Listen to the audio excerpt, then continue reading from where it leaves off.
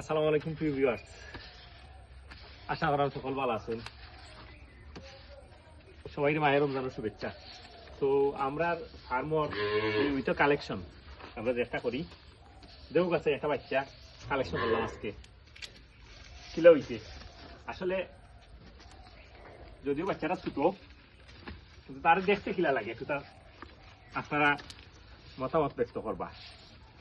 আর একদম লাল, মনে হয় যে একটা স্বর্ণ টুকরা। তার বডি স্ট্রাকচার, তারপরে তার যে বয়স, সবটা আলহামদুলিল্লাহ, যদিও আদা তো, কিন্তু আশা করা যায় কুরবানির আগে দাঁতি দিব। মোটামুটি তার ইয়বালা আছে। আর বাচ্চারা খুব সুন্দর, আপনারা দেখা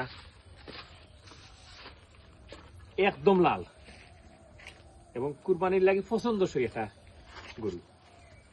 এটা আমরা কালেকশন করছি কুরবানির লাগি।